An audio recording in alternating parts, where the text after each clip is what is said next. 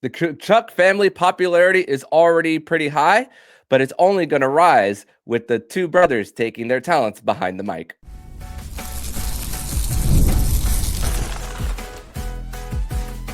You're Locked On Panthers, your daily podcast on the Florida Panthers. Part of the Locked On Podcast Network, your team every day. And welcome into this Thursday, November 13th edition of the Locked On Florida Panthers podcast. We are part of the Locked On Podcast Network, your team every day. Thank you for making the Locked On Florida Panthers podcast your first listen of the day on the nation's #1 sports podcasting network. I'm Armando Velez, the host of the show, and you can follow me on X at MondoMan12. Follow the show anywhere you listen to podcasts and on YouTube. And shout out to everydayers who come back here and get your daily Florida Panthers fix. So, Cats fans, grateful to be back here once again on another edition of the show to discuss everything in the world of the Cats. And today we are going to discuss the two Tkachuk brothers taking their talents behind the microphone as the two are starting their podcast. We are also going to discuss the lack of goal production from the back end and what's contributing to it, and also preview tonight's game between the Florida Panthers and the Washington Capitals as the Panthers return home after their West Coast trip. But yeah, the Tkachuk brothers starting their own podcast now. The podcast is called Wingmen, NHL stardom mixed with brotherly rivalry, and it was announced yesterday around noon Eastern on the Pat McAfee show. And big platforms that these two brothers have been on with not just this show recently. The Matthew Tkachuk has at least made multiple appearances on the Pat McAfee show. We saw the two brothers during the offseason be on the show New Heights with Jason and Travis Kelce, the two Kelce brothers who are both Super Bowl champions. Also, the show that they are starting, Wingmen, is part of the same network that the Kelce brothers are on. So a little bit of a partnership there, and also the fact that there are colleagues and current players as well. So new episodes will be dropping every Wednesday. So we saw how much their personalities and their popularity, especially to casual hockey fans, were on real full display, especially at the Four Nations face-off, where they started those two fights against Team Canada right to the penalty box, where Matthew Tkachuk fights Brendan Hagel, and then Sam Bennett fights Brady Tkachuk, which Matthew said, "Hey, Benny, are you going to fight Brady?" And then that chaos just ensued in that one, and also building up the rivalry, and also the deprivation that a lot of these players were going through with the lack of international tournaments that they've had. A lot of these guys going into being a part of their prime and not having that opportunity, and then just the build up, and then the Tkachuk brothers being at front and center of everything, and also the opportunities that they've taken to be on other shows like the Tonight Show with Jimmy Fallon shortly after the Four Nations face-off. Pat McAfee, like I said, where they made the announcement, and multiple appearances of Jason and Travis Kelce, two Super Bowl champions, and also part of the same network that Wingmen is going to be broadcasted from, part of the Wave Network, which awesome name, by the way, Wingmen, both of them being wingers, and then the logo being the hockey stick at the bottom of the W and the M to make it more of a hockey feel to it as well. So and also the fact that there's been a lot of help along the way, with obviously being the sons of Keith Tkachuk and growing up in the hockey family, growing up in the United States, as well as seeing the popularity of the other sports, and then wanting to bring that in. And obviously hockey is a type of sport, and the NHL is the type of league where you are more team first than you are about yourself. But I don't necessarily see this as a selfish way of promoting your brand. I see it more as an opportunity to truly grow the game and see what these guys are all about as well. And the fact that the Kelce brothers have also helped them, because the two Kelce brothers are big hockey fans themselves, two guys from Cleveland Heights, Ohio, as well. And also Jason Kelce, even though he's won the Super Bowl, he also discusses multiple times on how the Stanley Cup is the greatest trophy in sports. This is not just something that hockey fans say on the broadcast when the Stanley Cup is awarded to the winning team, but even him who's won the Super Bowl, talks about how great the trophy is, and especially because the Stanley Cup itself is the one trophy in all the four major sports that you just can't keep. You have to give it back every single season that you go in. But also Matthew Tkachuk spoke. There were some teasers as well from the social media team from what Wingmen was promoting on their social media feeds. On Matthew speaking about his day with the cup and then not leaving it in the jail cell as well, wanting more goalie fights in the NHL, and especially discussing more of Marc-Andre Fleury and Jordan Binnington, how we were all deprived of it. And also a few years ago, we heard audio from Marc-Andre Fleury talking to the linesman saying, come on, it'll be fun. So obviously Marc-Andre Fleury, one of the more likable guys when he did play prior to retirement, but Matthew Tkachuk and Brady wanted to see that happen there. But also for these two, the fact that we spoke about earlier about hockey is more of a sport that you are more reserved, and this at least as far as the reaction, it's been a lot of the mixed reactions from fans, and these two brothers have with the announcement, it ruffled a little bit of feathers around the NHL because of the antics that we've seen these two guys have on the ice with after the whistle stuff, and these two are drag guys into the fight. Brady is whenever he is active. Both of these two are injured right now. Obviously, Matthew Tkachuk with the adductor injury, and then Brady Tkachuk, which if you see on the video, you see the little cast on his hand with the broken thumb. But these two Brady is one of the NHL leaders in hits. Whenever he does get on the ice, he's usually up there. He did set an NHL record, I believe, with 19 hits, I believe, 20, somewhere around there. It was in high teens as well. But also, we also got a sense of how hard it is for a beginner to start a podcast, and we saw so many bloopers from their introduction trailer, and I'm glad that the Wave Network also broadcasted that part of just stumbling along their words. And as someone who's had over 1,200 episodes of covering the Florida Panthers, now this is not as easy as it looks, doesn't it?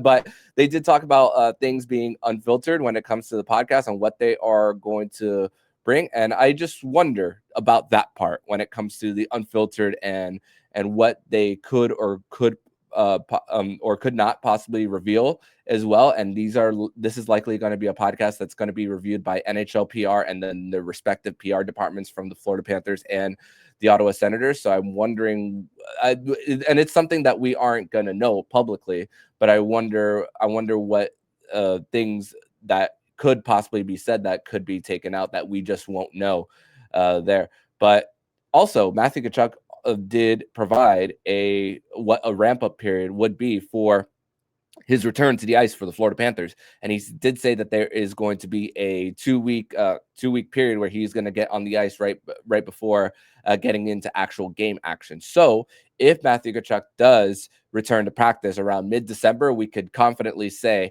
that he is aiming for somewhere around the Winter Classic, or that 2-game stretch where the Panthers have a back-to-back on the Monday and Tuesday in the last week of December, that he could be ready to come back for the Winter Classic when the Panthers do take on the New York Rangers from Lone Depot Park in Little Havana. So very excited. I'm going to be a subscriber. I'm going to be a listener every single week. And maybe those are things that we will be able to discuss on the show if there's anything really, truly important on that to discuss. So we'll see it. I'm very excited for the two brothers there. But coming up in segment number 2, we are going to discuss the fact that the Panthers, yes, they are struggling to score goals. We did discuss Carter Verhaeghe and his struggles scoring, but also the Panthers are not getting help from the back end when it comes to the goal production. But why is that? We are going to dig deeper on that and more next here on the Locked On Florida Panthers podcast.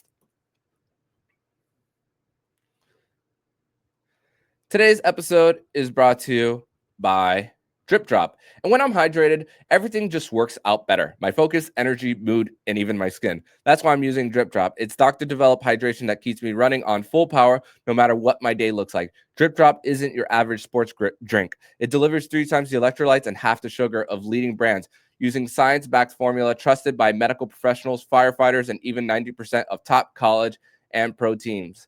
Hydration has become a non-negotiable for me, and Drip Drop helps me feel better, calmer, and honestly, just better overall.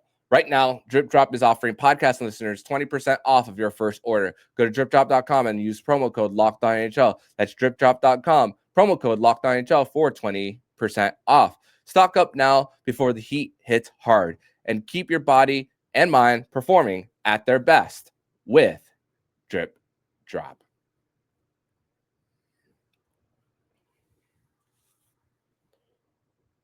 And I'd like to thank you guys once again for making the Locked On Florida Panthers podcast your first listen of the day here on the North America's #1 sports podcasting network, the Locked On Podcast Network, your team every day. And let's discuss the Panthers and go deeper into the lack of goal production for this team. And yes, we are seeing a level of regression from Sam Bennett. We are also seeing it from Carter Verhaeghe. We discussed that with Jacob Winans on another Winans Wednesday just yesterday. If you guys want to go back and listen to that, maybe pause this, go back to that, and then come back to this podcast to hear me break down more of what I have to say here from when it comes to the Panthers defense. And we just, and for the Panthers, the goal production is also not helping from the back end from the lack of goals that they're not getting. And the Panthers from the back end only have 1 goal from the back end all season. Script Sports had a graphic about it, how they were one of the how they were towards the bottom in their last game when the Panthers took on the Vegas Golden Knights, and went back and looked at some of the game logs for the Panthers, and the only one was from the Saturday demolition that the Panthers did have against the Ottawa Senators, and that was on the power play from Aaron Ekblad. So that's the only goal that coming from defensemen for the Panthers. So the defense is not really necessarily picking the group up, and for the Panthers here, Jeff Petrie has more of primary assists than Aaron Ekblad right now at 5-on-5, and he's at 270 shifts at 5-on-5 versus Aaron Ekblad's 335. And that also has a lot to do with the fact that Aaron Ekblad's taking on tougher competition, hard to score goals. So Jeff Petrie, who is an NHL veteran, not as much foot speed as he's had in recent years. So that's a big contributor to it. But there's also a bigger contributor to why the Panthers defense is not getting the production at that we saw, especially in 2023. This isn't the year where Brandon Montour was scoring 73 points and setting a franchise record for points by a defenseman, which he recently broke Keith Yandle's previous mark when he had the record. But Gustav Forsling and Seth Jones tied with 7 assists on the season, but those are mostly coming from secondary assists, so they're not always leading the way. And this was also a little bit of a thought experiment that looking back at the most recent game, where the first 2 goals for the Panthers were both from the defensemen when it comes to both the assists, both primary and secondary. So Gustav Forsling and Donovan Zabrango were big parts of why the Panthers were able to get the win on Monday against Vegas. But it's a phrase that Randy Moeller consistently says, and we haven't heard that as much this season about the Panthers when they are in the offensive zone. He says this phrase: working as a 5-man unit. Do you remember hearing Randy Moeller saying that a bunch of times this season? I haven't necessarily really heard that much this year. I'm going to obviously look for it more on the broadcast. So that's definitely something that I'm going to definitely observe as the host of this show, but also see if it's reflected from what the analyst and the guy who's actually played in the NHL observes because his opinion is obviously better than mine as a guy who's done it at an elite level in the NHL. But when it comes to the Panthers, and also when it comes to working it back to the point and pucks getting from those low to high plays, it's also the fact that the forwards aren't necessarily assisting with taking the eyes away from the opposing goaltenders as well. And also the fact is that we aren't seeing as much of the activation in the play. We aren't seeing Nico Mikla pinching as much and fighting towards the half walls and the corners, while the forward is getting back as much as we've seen in the most recent years. And obviously that comes with the situation that the Panthers are in, where you have to protect the blue lines a little more. And the great thing is for the Panthers there, they are not giving a lot of those breakaway opportunities. And we haven't really seen that much in the last few games after how much of a disaster it was against the Anaheim Ducks with those breakaway opportunities there. But so that's the encouraging part about it. But it's coming at the expense of not getting a lot of offense for the Panthers there. And I'd rather not it be the case where it's the Carolina Hurricanes, where it's just point shots and say a prayer to hope that something gets in from there, because Carolina is also not one of the better teams when it comes to those net front battles. The Panthers have perfected that over the last few seasons in their 3 trips to the Stanley Cup final. And the most head scratching stat as well for the Panthers here is, I wanted to make sure that I saw this, and if my eyes weren't lying to me as well, is the fact that the Panthers are not hitting the net from when they do get those shots from the blue line, is that the Panthers are 7th in Fenwick percentage. When it comes to shots that are unblocked, the Panthers shots are not getting blocked at 5-on-5 much, but they're the 6th worst in the NHL when it comes to unblocked shots hitting the net. So a lot of the shots as well for the Panthers, especially when they are getting towards the high slot, circles, blue line, you name it, are missing the net and hitting the end boards, and the defense for the opposition is getting to fighting for those pucks because they're behind the forwards of the Panthers. They are getting towards those puck battles a lot faster, and especially because they're watching tape a lot and seeing that the Panthers are missing the net. But also a lot of those point shots to hit some of the shots to hit the end boards are also, some of them by design, to see if the Panthers could be first to those pucks as well, and to hopefully create a lane for someone to cut to the blue paint as well. That's also it's different based on the kind of shift that the Panthers have. So it really depends. But the Panthers still, when you're looking at about almost 20 games in for this team and seeing that it's that high of a percentage, that's the concerning part of just of not making the goaltender's life hard when it comes down to. And if there's one person I believe who needs to truly set the tone here, it's Seth Jones, because great shot, can walk the blue line, can skate, east-west movement, especially with dragging a forward out of position. Sometimes we'll see it in a matter of a slide that they are trying to take away not just the passing lanes, but the shooting lanes, but getting them out of position there to get those clear shots to the net. And also with the fact that you have Evan Rodriguez at center over Alexander Barkov with Reinhart and Verhaeghe, he's not going to win those net front battles as much as Barkov does. Just the size difference is just not going to make up that much as we love Evan Rodriguez's stick skills as well, and his skating. And Sam Bennett, when it comes to his physicality, he's better when it comes to the physical part of the game, better on the boards than he is when it comes up the middle. That's why when you see Sam Bennett bring it up the gut in the neutral zone, more of that dump and chase game to work the F1 and hopefully get someone near the blue paint as well. So that's another thing about the profile of the Panthers forwards that's not really bringing up the stats for the Panthers on the back end to help with the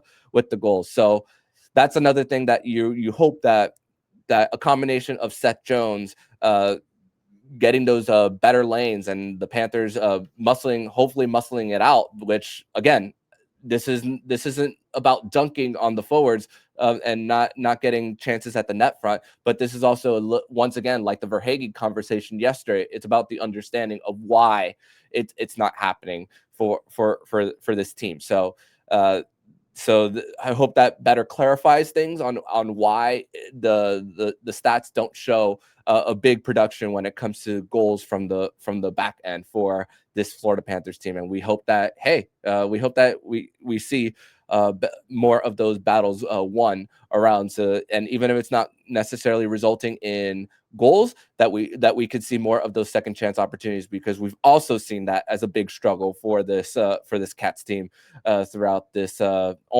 nearly 25% mark of the season. But we're going to transition to segment number 3, where we are going to preview tonight's game between the Florida Panthers and the Washington Capitals as the Panthers return home to Amerant Bank Arena. So as the Panthers will begin playing 7 of their next 8 games at home. We'll discuss that more next here on the Locked On Florida Panthers podcast. Today's episode is brought to you by FanDuel. And the NBA is back. And there's no better place to get in on the action than FanDuel, the official sports betting partner of the NBA. And even if you missed the start of the game or want to ride the hot hand, FanDuel has live bets on everything from who will score next to fourth quarter comebacks. Plus, you can even combine your live bets into a same game parlay for a shot at a bigger payout. It keeps everything exciting, especially when your team is making that late push. Right now, FanDuel is giving new customers $300 in bonus bets when your first $5 bet wins. So head to FanDuel.com to sign up and play your game with FanDuel, the official sports betting partner of the NBA.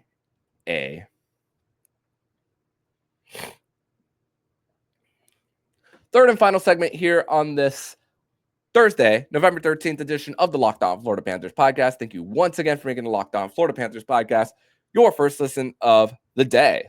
So the Florida Panthers and the Washington Capitals begin their first of 3 games of this season series from Amerant Bank Arena in Sunrise. The second one coming right before the Winter Classic on December 29th, which maybe that's what, like I said in the first segment, that could be maybe one of the first games that Matthew Tkachuk will be back. But let's see when he actually starts hitting the ice for in a practice setting, and then we'll once again go from there. So just looking at that, just looking at the calendar, maybe, just maybe, we will see that.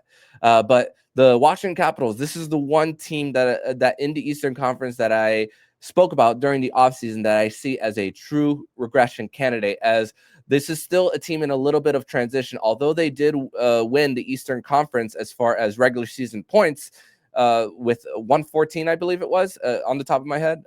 But still, I thought that with how the shooting percentage for this Washington Capitals team and how high it was, and listen, this was a team that was performing well even when Alexander Ovechkin did get hurt last season with the fractured leg, and still coming back and getting the record-breaking goal of .895 to break Wayne Gretzky's record on Long Island. And he even Alexander Ovechkin coming into the last season of his contract, him and John Carlson are in the last years of their deal.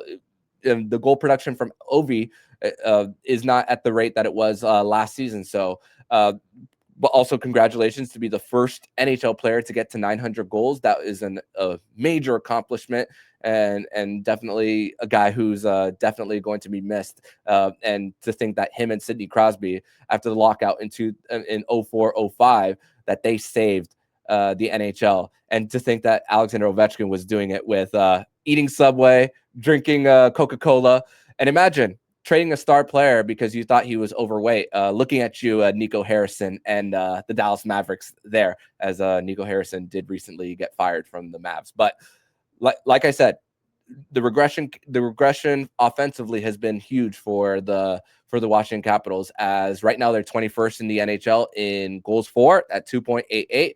Power play is still towards the bottom quarter of the NHL at just 15.4%. And like I said, they had high shooting percentages, and look at the drops between shooting percentages from some of their highest goal producers from last year. Alexei Protas, who's grown up in the organization, he was at 21% last year. looking at that, you knew that just wasn't going to be sustainable. Still at a pretty good rate at 13.5%. Connor McMichael, who's also grown up in the organization, 14.7 to 3.2, which, by the way, Washington is one of the better teams in all of the NHL at producing guys from their AHL squad. Hershey, who's been in multiple Calder Cup championships and has been as organization has been around for 100 years. That is also a big key to their development. Also, Ovi, 18.6% shooting percentage to 10.5. But someone who's actually making up for the lack of production is someone who could make a case for Team Canada in the Olympics, unless Connor Bedard, Macklin Celebrini have something to say about it, in Tom Wilson, which the physicality for Tom Wilson and what he brings and that pest on the ice, he definitely could make a case, as he's his shooting percentage is right now at 25%, scoring 9 goals on the season, just 2 goals behind Brad Marchand, who we've seen Brad Marchand do it at 37 years old. Brad Marchand looks like a lock that he is going to be on Team Canada, although there's still questions on Sam Bennett on whether he's going to make it. Tom Wilson is definitely going to make a case there. But also another player who is making a major case for Team Canada is also the guy who could be the second goaltender with the injury to Aiden Hill in Vegas. And right now, Sam Montembeault in Montreal is not the number one right now for the Habs, as it's Jakub Dobeš. We saw Jakub Dobeš in his NHL debut get a shutout against the Panthers just after the Christmas break. But Logan Thompson, there's only been one game this whole season that he's had where he's given up more than 2 goals, and that was just recently, 2 games ago, against the Tampa Bay Lightning. They're on a strange road trip where it was Tampa, back to Carolina, and then back to Florida there. So Logan Thompson, 935 save percentage, 1.56 GAA, right catch goaltender. Shout out to my right catch goaltenders. But he has a major case. But the relationship of the assistant coaches who have worked with him before, they're not big fans of him personally on the ice. But I think they need to put their egos aside and get Logan Thompson to the Canadian Olympic team. But just like how the Panthers are struggling with their center depth right now, with Alexander Barkov being out, Pierre-Luc Dubois is going to be out for 3 to 4 months. So everybody is playing up a line for their team. That top line is Dylan Strome, Anthony Beauvillier, and Alexander Ovechkin. Crazy. Dylan Strome has been doubted, being a 3rd overall pick, going from one team to the next, and now he's finds a home in Washington. But the middle six is really the part of the Washington Capitals where everybody's going up a little bit. Connor McMichael being the second line center, and also former Panther Justin Sourdif, who that trade between the Panthers and the Washington Capitals to get a second round asset when Justin Sourdif was a 3rd round pick. For Sourdif, didn't spend a lot of time on the NHL 11. Also, there wasn't room for him, as he was no longer going to be waivers exempt. So Bill Zito had to make a big decision on him, and he got a 2nd round pick out of it, which I believe that the Panthers are not going to turn that pick into a player. They're going to turn that pick and probably flip it in a trade. So that's a big key for that trade, and also an opportunity, as once again Washington is a little bit of in a transition from their guys who have won the Stanley Cup. I mean, they were in cap hell last year with the contracts of Evgeny Kuznetsov, TJ Oshie, which TJ Oshie is now with the ESPN crew on their studio calling games. He was actually a color analyst for one of the games recently. He made his debut there, and also they're making putting Ryan Leonard into the mix. He only played 9 games last year after playing in Boston College and then signing his entry-level deal, and that now he's getting a full season under his belt. If the name Ryan Leonard sounds familiar, his brother John Leonard was with the Charlotte Checkers organization just last year under the Panthers, as they made a run to the Calder Cup final before losing to Abbotsford. Now, John Leonard is with the Red Wings organization playing in Grand Rapids. But the key for the Panthers is really to find a way to draw penalties against this Washington Capitals team, because the Capitals at 5-on-5, yeah, you got to score at 5-on-5 as well, but they've allowed the least goals against in the entire league at 20, and the next best team for as far as 5-on-5 goals against is the Seattle Kraken at 25. So there's a 5-goal difference between the Capitals and the Kraken there for number 1 and 2. Guess who's number 3? The Florida Panthers. So the Panthers are doing the job defensively. FanDuel currently has the over-under of goals at 5.5. Again, I'm telling you guys, whenever it comes to Panther games this season and who they're missing, take the under for Panther games this year. Chances are you will more likely cash in than not here. But although the Washington Capitals are one of the teams of league's best as far as discipline and PIM differential, they're towards the bottom third. Whenever they do go on the penalty kill, they're not killing penalties as much of a, and they're giving up a lot of goals against on the penalty kill. So that is a big weakness for the Washington Capitals there. And you got to force those infractions with winning the board battles, and especially if you are in your D zone and you could get in front of the D for Washington. You could force them to put their stick in a bad position, to force trips, hooking calls, holding. That's going to be a key, and especially with the Panthers and how they work dump and chase. If you're able to get behind this defense, which the top 2 pairings for the Washington Capitals, they have played exceptionally. Jacob Chikrin runs their power play 1, and he's on their second pair with Matt Roy, Martin Ferravari, who we've seen a lot especially in the playoff series between these two back in 2022. He's a veteran there. John Carlson, who maybe he might not. Chances are he won't make the U.S. Olympic team, but still a trusted veteran there. So that's been a reason why Logan Thompson has also been able to succeed throughout this young season as well for them. So that's another. If you can get behind that defense and get in on the forecheck and also spread them out more, you could hopefully the Panthers could create more of those high danger opportunities and make South Florida a nightmare for Logan Thompson. As like I said, the only time he's given up more than 2 goals against was recently in Tampa Bay, and we're hoping that it's a second time here in Sunrise. But that's going to do it for today's edition of the Locked On Florida Panthers podcast. Thank you, as always, for listening to today's show. Make sure to listen to Friday's edition of the show, where we are going to break down this game between the Panthers and the Caps, and then get you ready for Saturday's matchup against the state rival Tampa Bay Lightning. But thank you guys as always. And in the meantime, if you like what you're hearing, please subscribe to the podcast to be notified every single time the Locked On Florida Panthers podcast jumps into your podcast feed. Don't forget to also subscribe to the other shows on the Locked On NHL network, including Locked On NHL, Locked On Fantasy Hockey, Flip Livingstone and Steel Roden, and Locked On NHL Prospects. Thank you once again for making the Locked On Florida Panthers podcast your first listen of the day. So I'm Armando Velez, signing off. And you've been listening to Locked On Florida Panthers podcast, part of Locked On Podcast Network, where it's your team every day.